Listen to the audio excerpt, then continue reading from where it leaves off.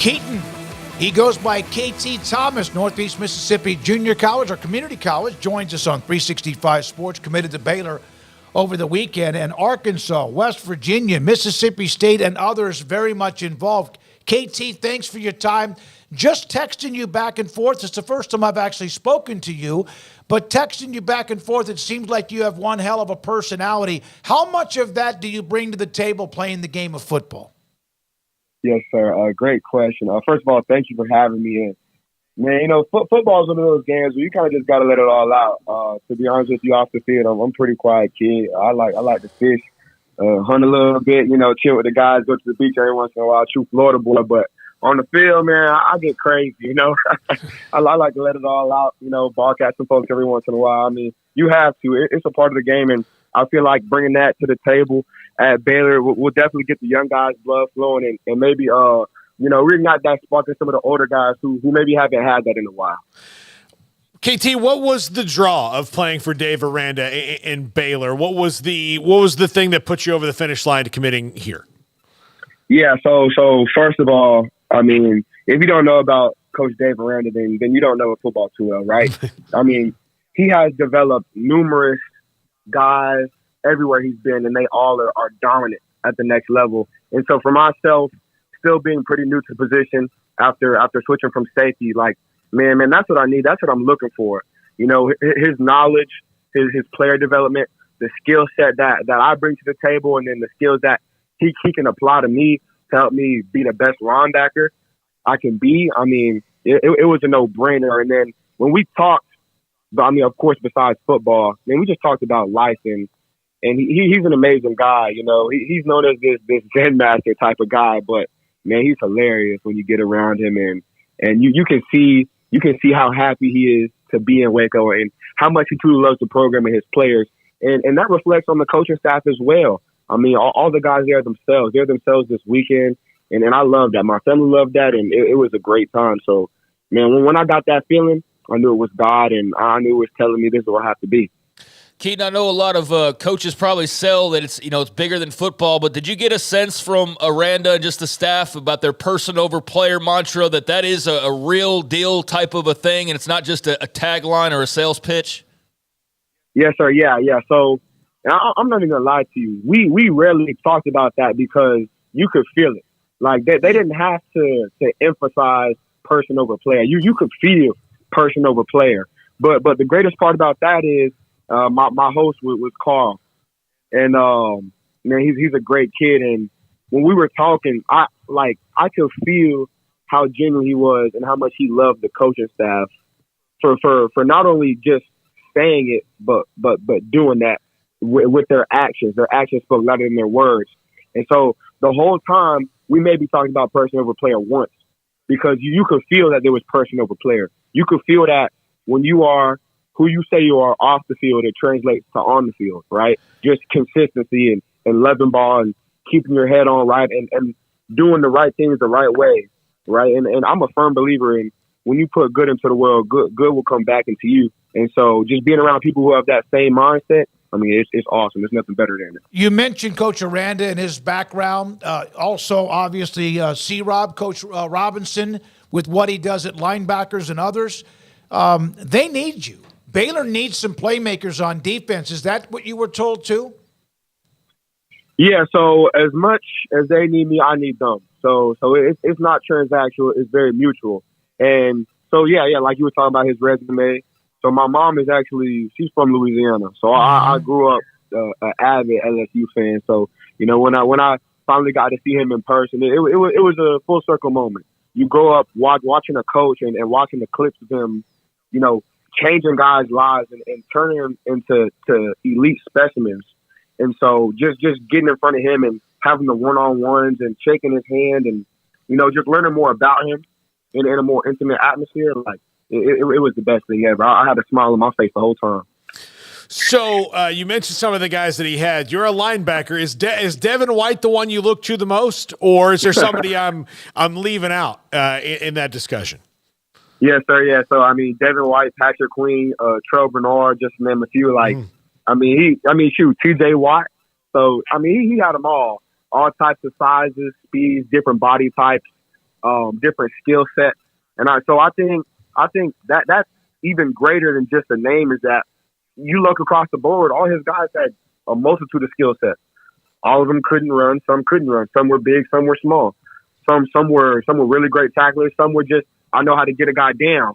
Some were great covers, and then some were great blitzers. So just seeing how he's trained and developed a variety of guys, like, I mean, with my skill set, I feel like he could do that easily. KT, you touched on it in the conversation you guys have had. What was kind of the message overall from Aranda and the staff as far as what they expect of you, what they see from you, and kind of moving forward, what they're expecting? Yes, sir. Yeah. So he compared me to a couple of guys he's seen in the past, just like coverage ability and speed wise, similar to Devin White, and then just body type and kind of how we both shoot gaps downhill, Terrell Bernard. And so to be honest with you, they don't have a 100% comparison on me, because my play style is very instinctual. When I feel something, I feel it. I shoot my shot, right? When I don't play with my brain, I play with my heart. So when my feet move, my heart moves. When my hands punch, my heart punches. And so with that being said, they just want me to come in and be myself, come compete, earn the spot, of course. Nothing will be given to me. And just, get around the guys and be myself and be a great leader as well. I feel like, I've also learned that some of these guys just need a voice. And I don't always have to be the loudest guy in the room, but just know that I care about them, and that, we're working to be great, and I can feel it, and it's going to be a great year. What about have you watched film of Terrell Bernard? And I'm not trying to compare you to him. He was an All-American. Obviously, Baylor hopes that you are anything close to that. But how much does that come into play most recently a 2021 season? Yeah, so I've watched a good bit of tape of him. And, I mean, dude's phenomenal, right? All-American, and then he's dominating up in Buffalo. And, I mean, the coach and I talked about it. JUCO's over. So I'm coming in with a fresh start. I'm hungry. I'm humble, and I just want to be the best that I can be, and hopefully that is All-American and getting a chance at the league. But this is just the beginning, and it's going to be the next chapter for me and my family. And I told them the only thing I'm gonna promise is you're gonna get the very best out of me every day, full effort, full speed, no matter what it is, on and off the field, and that's what I aim to be. Sounds like he's got a full throttle motor. Oh, right? yeah, absolutely. Yeah. KT, how did JUCO make you a better player? It's not the route that people talk about the most anymore because the transfer portal's there, but it is a very valuable part for guys who can come in and develop it and then get their opportunity. How did it help you become a better player? Yeah, so, I mean, I'm sure at least everybody on this podcast has definitely watched Last Chance U. It's hard. It's hard. I'm not going to sit here and lie to y'all and say it was easy, because it wasn't. You come in, you're slap in the middle of nowhere, Mississippi. But I'll tell you what, like, being there and being in that community, it was awesome. Like, it's very religious, similar to Baylor, and the people around it really support the school and the guys, because for a lot of us, it's our last chance, and it's very easy to go left, and it's very hard to go right. And so being there and being with Coach Greg Davis and Coach Cannon and Coach Shell and Coach Campbell on the defensive side of the ball, like, there was nothing to do but go up in my eyes, right? You can be focused because you're in the middle of nowhere. There's not too many distractions. The school is right next to the dormitory, so if you ever have questions for a teacher, it's maybe less than a minute or walk away. And then you get to play ball. Like, you get to compete against guys who are hungry. And not even just hungry, but starving, because this is it. This is their last shot. And I think what a lot of people don't understand in JUCO is that you play all types of level of competition. Mm-hmm. You can play from elite, under-recruited SWAT guys all the way up to SEC type of dudes who bang with the best of them. And so I think just having the opportunity to come out and show my skill set and compete with a great group of young men again, like, there was nothing like it, And so picked up some of that Mississippi slang too, but yeah, it was awesome. KT, I went to a junior college. I didn't play football and was not an athlete, but I get what you're saying. It's a great place to go, kind of get your bearings, both academically, athletically, if that's your opportunity. I went to Tyler Junior College many years ago, but I love the guys that get a chance to come and play at whatever school it might be, from Northeast Mississippi or somewhere else. Your father, Ed, played in the NFL, Georgia Southern. Also, your mother, you mentioned from New Orleans, is what? From Georgia Southern. And they obviously must have met in college, the role models and what they've meant for you. Yes, sir. Yeah. So, man, it's just, and I always tell them it's such a blessing to have them in my life.